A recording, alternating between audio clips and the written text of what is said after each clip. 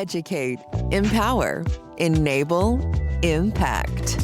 Thank you for tuning in to That Will Never Work podcast, where we share inspiring information and personal experiences related to business and the entrepreneurial journey from those who are leaders in their respective field.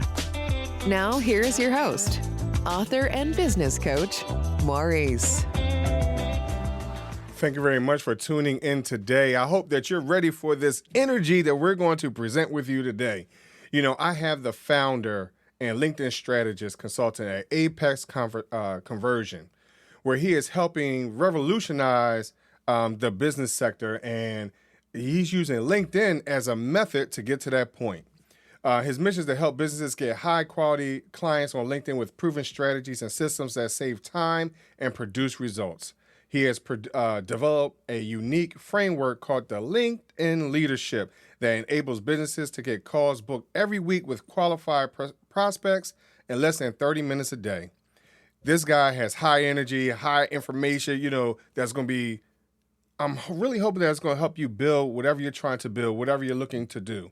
And one of the key things that we're going to talk about today is building relationship and how important that really is, no matter what stage you are in your entrepreneurial journey.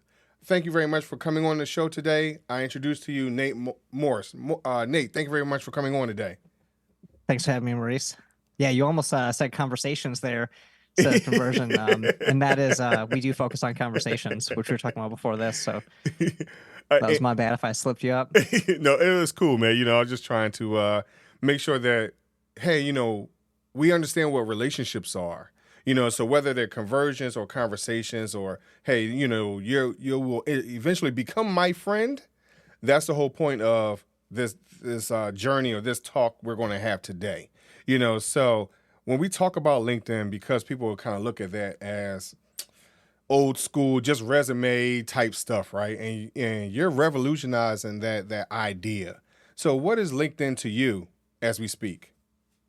Yeah. So I think that LinkedIn, to me and hopefully you guys at the end of this, is more of a place where you can spark the right relationships with the right people and not have to use it as something that feels salesy. Because I think a lot of people, they know that LinkedIn can be super valuable for them, but they're afraid of making other people feel how maybe they felt in the past because something felt, really salesy with them. So because people are afraid I think of it's the sales. ultimate, actually, to answer your question, though, I think it's like the ultimate platform for people that are their businesses to other businesses. I think it's the ultimate platform for, getting those relationships with your ideal client. And in that process, I'm going to jump back for a second. You talk about being salesy. A lot of us feel as though we're not salespersons, right? and we're a little nervous about that term or word sales. And I look at that as relationships. All I'm trying to do is build a relationship with you. So how do you view or that one versus the other, sales versus relationships? What's your viewpoint on that? Yeah, so I think that sales, just like there's a point of sale when you go to get food and they, ring up your order and whatever, and they give it to you, and that's the point of sale system. Like selling is really just when change happens, right? Like when someone initiates taking change. Now, that's why I think that and I'll ask people and they say like, okay, like I don't want to be salesy. And I'll be like, okay, well define salesy for me. And I feel like, and it's like one of those things where it, like, that feels salesy, but it's like hard to define, right? And so I think that it's actually the, who's initiating change. So if I'm reaching out to you and I go, hey, I think that, you could get a lot more podcasts, would you like to grow your podcast audience through LinkedIn? And you want me to help you. And I'm basically asking you like, hey, do you want to initiate change? Right. And you get that feeling where you're like, oh man, I'm having that push. Right. And I don't, I feel like I'm being pushed into something. Right. And that's kind of what it is. So how do you make it so instead of pushing people, you're pulling them? Right. And so I think that's where it is that as long as you're not trying to force them to make change, you can use a different route that, works much better. So as we're talking about the platform that you focus on, which is what do you feel like that answered your Yeah, good question, yeah, because yeah. you said sales versus relationships, and I think that like what is salesy even is actually the real question. And I think because of what I'm where I'm going with this was a lot of times people look at other social media platforms, right? Because right now, Facebook, Instagram, TikTok, we see sales stuff all the time. We're seeing ads all the time. People trying to sell something all the time. Well, you don't normally see that or feel that on a LinkedIn platform. So I think that LinkedIn has a different perspective, or people are receiving the information differently. So how are you utilizing that to your advantage and or your client's advantage? Yeah, so let's say that you're you're marketing something on Facebook, right? Like when you're using Facebook and something like an ad comes across, it feels a little bit out of place Mm-hmm. because it's not what you view Facebook to be for, right? It's for Right. like friends and family and conversation. So on Facebook, you have to start at that point and then transition to the business topic, right? But Mm-hmm. LinkedIn is already a business platform, Mm-hmm. so we can talk about stuff because that's what we're here for, you know? Right, right. And then that's the reason why I was asking, because we as you talk about being salesy, sometimes Facebook right now, like that's what it feels like. It just feels salesy. Like I'm being sold to 100% of the time. Even now with TikTok, I feel like I'm being sold to 100% of the time. Whereas LinkedIn, I don't feel this. I don't feel the same. So as and maybe even Twitter. I might not even feel the same on Twitter, or maybe even Pinterest. So as I'm looking at LinkedIn, how can I utilize that as my relationship builder with other businesses and or solopreneurs? Yeah. So the first step that you want to do is make sure that you are super duper clear on who is the absolute best client for you. Mm-hmm. And if you're going for clients, if not customers, whatever. But they need to be and we have this thing called the better client blueprint that we go super deep into. But basically they need to be clients that are high revenue potential Mm-hmm. and also high value potential in terms of like what are their values? How do we make sure they're aligned with us in that way? Because then that actually helps Mm. you know what should I make my profile like so that it's not just a resume or a brochure, but it's something that can actually be relevant to different stages of the buyer's journey for them. Mm-hmm. So that's like one reason it's super important. And then when you once you've identified them and you're super clear on who you're going after, that makes everything else easier, which everything else would be, reaching out to people and building that audience, making sure they're there so that if you do create content, then they'll actually see it, Mm-hmm. right? Mm-hmm. And then there's different, there's different ways that you can outreach to people, that are visiting your profile or whatnot. But I like to look for people who are in the market Mm-hmm. and who are my ideal clients. So that if they see my profile is aligned to every stage of their buyer's journey. It's not like a brochure, right? Because it's like there's a Mm-hmm. lot of resumes or brochures. But we want it to be something that sparks relationships at each stage that they have in the buyer's journey. And same thing with the Mm. messages that we reach out, but we don't want them to be salesy where we're pitching. We want it to be things that are relevant along their journey instead of just being at that last stage of, hey, when you're ready to buy, come to me. It's not like you can recognize where they're actually at in the buyer's journey Mm-hmm. and then roll out the red carpet and give them an experience that's more relevant to them than anyone else. So it's way more of like a sniper targeted approach versus spray and pray. Got you. So if I don't understand what So I my tried that and that LinkedIn didn't work for years, like 5 years almost, maybe only like 3, but felt like 5. really. Yeah, because this is like 10 years into it. So in the beginning, like the first 6 years, I was an entrepreneur doing this for myself. Mm-hmm. And then I figured it out and then went off my own and built an agency doing that for other people. Because when I was trying to do this, it seemed that everybody was just, like not focusing on the relevance. And I think that that's the real power that you get from LinkedIn is like how detailed you can be and who you're going Mm-hmm. after. And then, I mean, if you go on their profile, it shows like what they engage in. And you can see there's Mm-hmm. so many things that you can see all over that can help you build a narrative that shows that you actually care. And that's the highest value, right? Is things that feel personalized. So So That with works out the that, best. how do I understand what my profile says? I know that we'll ask you a little later on how people can figure out how to do this audit because you have an audit that people can actually do that's on your website. So Mhm. so how will I know what is my information and or maybe even some tips that helps me to figure out who my targets are?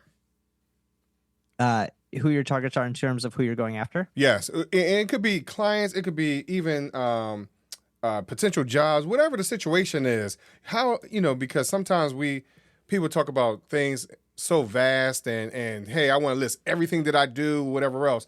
Should I Yeah. should I pick a particular niche? Should I focus a little bit differently? How do I figure out what I'm doing and where I'm going? Yeah, you should find, what's that target audience? And it's kind of a process sometimes to get super deep on it, but you want to find people that are active on LinkedIn because then you're going to get quicker responses. You should focus on if you have that big list, like let's say you have a list of people that you want to reach out to, right? Mhm. And they all have different job titles, different industries, different whatever. Focus on the ones that are going to give you the most revenue because they're the biggest, they have the highest leverage, but then also they're going to align with you the most because when Mhm. you're reaching out to them or they see your content or whatever, that's going to resonate with them more. And what I've come to learn is that relevance basically drives urgency. So the more Mhm. relevant something is to you, the more you feel that, okay, that was like researched and figured out ahead of time. And so there's actual thought put into it. And so it stays with you a bit more. So you want to be, the more refined you are in who you're going after, because let's say Mhm. that you have all these audiences that you want to test or you want to Right. go after, right? When you make your profile, you're going to have to make it so that it's relevant to all of them, right? Mhm. So that's going to remove a lot of the nuances versus if you narrow down. So what I'm hearing that we probably need to be a little bit more genuine with who we are. One, Intentional. and because sometimes we get caught up in social media, we get caught up in what we think our competitor is doing.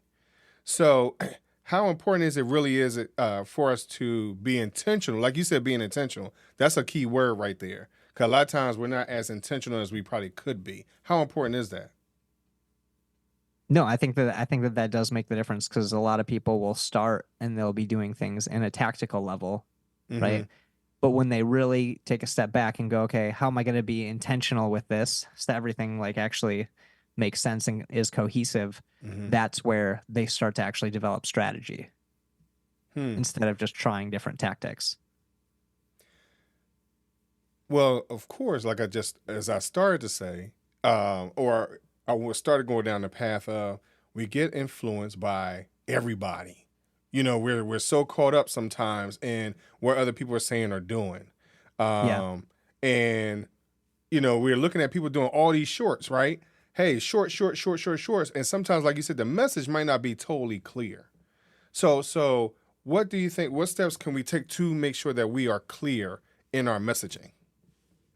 Yeah. So that's actually what doing that initial research helps you with because then you can get down to a really good foundation Mm-hmm. before you do anything else. So reels, posts, messages, that should all derive from the one place, Mm-hmm. right? Because the messaging shouldn't actually change a ton if you do a reel versus a post, right? It shouldn't. So that's a Mm-hmm. foundational situation. Hmm. They have to figure that out for themselves for their actual business. So let me ask you this then. Because of we have all these other platforms, what made you focus on LinkedIn? So I used to do a lot of cold calling and door knocking to get clients, Mm-hmm. but as the business grew, I didn't have time for that anymore. But that's why I did the best on. And so I was looking for, okay, how do I have a more scalable way of creating relationships, Mm-hmm. which are not going to happen the same way with ads as if Mm-hmm. you like personally reach out to people and make things just for them. Mm-hmm. How am I going to do that at a higher scale? And when I was cold calling people, at least 50% of the calls I was making was calling somebody back because they either were at lunch or they weren't there that day, or I had to find a time when I could call them and they didn't know really that much about me. Mm-hmm. I could email them and that would definitely help. in between. But with LinkedIn, I could use targeting and I could find things that they did. If I was calling, I would have to do a lot of research on them if I wanted them to know that I wasn't just calling them from a list, which I kind of realized in hindsight. And then I started hiring people to like do the research for me, and then I would call and then be able to bring up those topics, and that helped a ton. And then we just go, okay, how can we do this in social media? Facebook, we can't even send a message, right? So that's like you walking up to someone and you can't say anything. They just see you, so they're judging you based on your looks. What are we going to talk about? And since it's Facebook and you're not a family or a friend and you might not have mutual connections, like that doesn't work as well. So LinkedIn had like vastly superior targeting, and it was already a business platform, so the conversation is right there to behold. And you could say why you're reaching out, and then your profile structure is way different. Facebook, right, and Twitter and everything, it's all a feed, right? But on your profile, it's really not a feed. So you can actually focus on how do I make sure that this is really good at converting each stage of buyer that comes along. Because let's say, for example, that you're shopping for a car. It's not just like, okay, where do I find the best deal? You're not at that stage yet. You have to know, like, what are the best cars? Which one's the best one for me? Like, am I getting a good deal? There's all these questions. And until you answer those, like, you're not going to buy the car. You're just going to continue your research. So if your profile can't answer one of those questions, then they're not going to have anything to engage with you on. Right. So that's just an instance. But yeah, going back to your actual question of why did I use LinkedIn, that's the ways I can have a scalable way to get the best clients and spark relationships that make the relationship much better, because it's like a taste of how it's going to go. So for those of us that are newbies of LinkedIn, and I know for myself, I get the question all the time from LinkedIn, hey, try the premium, right? For what you're discussing, can I achieve my desired goals without having to pay for the premium account? So I would. So can you achieve your goals? Are we going scarcity mindset here or growth mindset? Let's go trying growth. to check the box or let's build go a business? growth. Let's go growth. Okay, yeah. So for growth wise, I mean, you want premium just for the fact that you get to send more connection requests, and LinkedIn, if you pay a platform, they kind of favor you. Just like even the other platforms are not putting it all out. They're all basically saying if you pay, we're gonna, you'll get more favor and algorithm and different things like that. Right. But if you have Sales Navigator, which there's other tools that I like to use as well. But if one thing that I really like about Sales Navigator is that you can look at who's active. So like who posted recently and stuff. And a lot of people, again, they use LinkedIn as more of a resume, right? Call that LinkedIn version 1. I don't know. Version 2. It's like way more of a social media platform now than it was before. But they're still treating it just as resume. So they might still get the messages if you send them it, but they might not be like looking through posts and things like that. So those might not be the ideal ones to focus on first, because they're just, they might just log back in when they're looking for a job or something like that. So it's important to see like who's actually active, especially if you have a big target market. If you go on there and there's like 2 million people, right, but only 20,000 of them are active right now. That's a pretty easy decision that's going to make or break it. Right. Just right. Yeah. So now let's go the opposite way, because you said scarcity or growth. Let's talk about scarcity, right? So fuck that. Go to church or something. You're in the wrong game. Because you tell your kids that they need on your ride home right now. You tell them they're going to college, because you're not going to be an example of that for them. I'm just kidding. No, but I do feel like people need to, like, if they're going to do entrepreneurship, they have to know that it's like one of the hardest things they're going to ever do. And so like, if they don't choose it and then give themselves permission to like really do it, it's not going to, work out like that.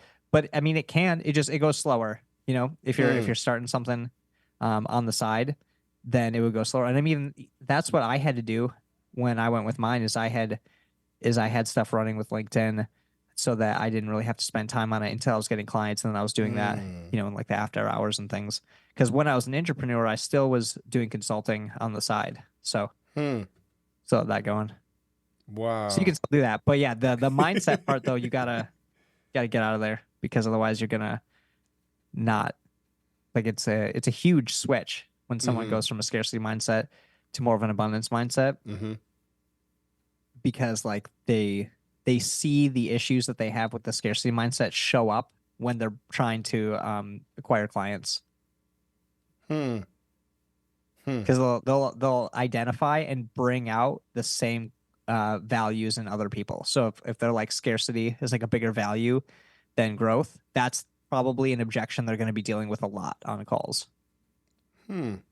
Because the people, Interesting. they're basically deciding if they want to, depending on what you're doing as your business, they're deciding if they like you because you're the expert of the thing that they're not in, right? And so if you have a scarcity mindset, they're going to like be in that mindset because they're trying to learn from you. Interesting. So we're talking about a change of mindset now, right? Like conversation kind of We're going changed a little bit, everywhere. right? We're going everywhere. But Next, we're going to talk about AI and VR. I'm just kidding.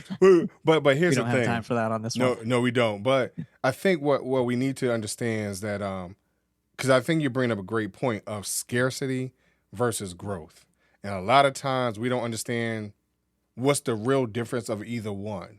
You know, so let me ask you this real quick. I know we're short on time, Nate.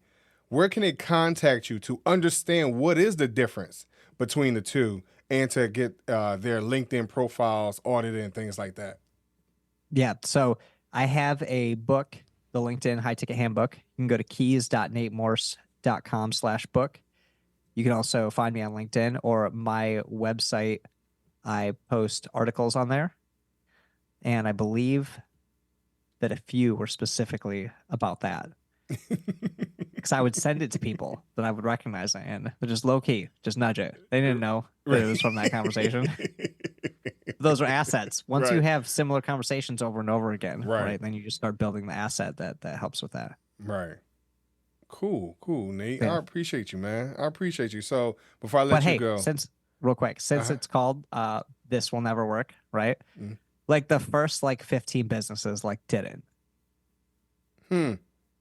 You know, so like, but I had to, it's not even a view of will this work or not. I think that's where the scarcity mindset comes in, is those thoughts that are telling them because that, hey, will this work or not?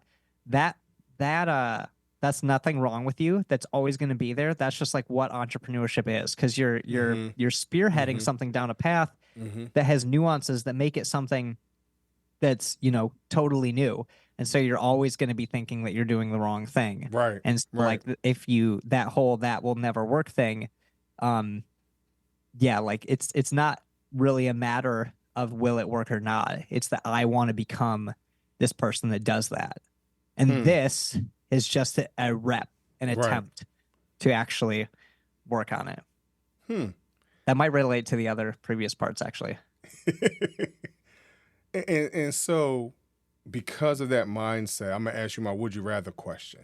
Because that is a scarcity versus growth mindset. It could be, you know, depending on the individual, they could take it multiple ways. But my would you rather question is, would you choose 3 doors or a fork in the road? Would I choose 3 doors or a fork in the road? Yeah. Why? Because I can't see. Yeah, that's the difference, right? I can't see what's behind the doors. Are these clear doors? Are these screen doors? Well, understand, again, scarcity versus growth, right? I have not put any parameters in there. So you're creating the parameters. Oh, yeah, if I'm creating them, those doors, those are screen doors. Those are screen doors, man. I can see all the way down all of them, and then I'm choosing doors for sure. Like, can I remove the bolts? Yeah. Am I allowed to break the doors before I make the decision? That's the stuff I got to know. But see, those are things, again, I didn't put any parameters. I just gave you 2 options. Yeah. You know, so in a scarcity perspective, those are straight steel doors. Now, how big are the doors? Or how big are the roads versus how wide are the doors? That's your decision. I'm only 5'7", like 165, so the doors are probably good. Unless it's like a long journey. Maybe there's a box at the end of each one, but it's 200 miles down. Right. And you can only take a car through the roads. I don't know. But again, you know, because now that you're asking all these questions, right? That's what helps people to kind of pull back and not understand, like, should I just take a chance or whatever? Like, you know, so sometimes people procrastinate when they start asking so many questions too. Yeah. But questions are the key. It's just that, like, which question should you be answering right now? Right. So that's why I said, it's up to you. So which one would you choose? Yeah, I don't think you made a decision yet. Yeah, I mean, if I get everything I just said, then the doors for sure. For sure. Okay. Yeah, I get three. I get three choices versus two, Right. assuming that I just get an extra choice from the two. Nice. What did you choose? Oh, I'm a fork in the road person. Oh yeah. Yeah. What's the difference there? How do you think? Right about or it? left, right or wrong, it doesn't matter because again, I don't have no parameters. So if I decide to go down one, I can possibly turn around and go back down the other. It just depends on the situation. Yeah, no, that's definitely a big thing. Is people need to make decisions faster, because I think a lot of things are decision making, and so how fast or slow you go really seems that it depends on the decisions. And the coolest thing about entrepreneurs is since they've had to rebuild everything so many times, that's like one of their most reliable traits. So almost no matter what happens, they can rely on themselves because they had to go through so many moments of doing that they now have that as a skill. Right. And one last thing about that fork in the road. Do you remember the video game Outrun by Sega? Do you know it? So I was a big Outrun guy. So every time it is split in the road, right or left. So that's why I'm always a fork in the road guy. It kind of reminds me of my childhood and playing Outrun at home. Dude, you're calculating the time to open the door then. That's what you're doing. So yeah, so that's the other reason why I choose a fork in the road. Yeah, no, that makes sense. Cool. That makes sense. That's a good question though. It seems how people think. You see, I'm very like, okay, what's the best? What gives us the most choices? And yeah, right. That's interesting. Yeah. So Nate, man, I appreciate you coming on today, man. Yeah, absolutely. That was a blast. We'll have to do it again tomorrow. Yeah, most definitely. And thank you very much for listening to That Will Never Work podcast. Absolutely. Thanks for listening. Find us on social media at Chisholm Group LLC and check back weekly for new episodes. Until next time, that will never work, or will it?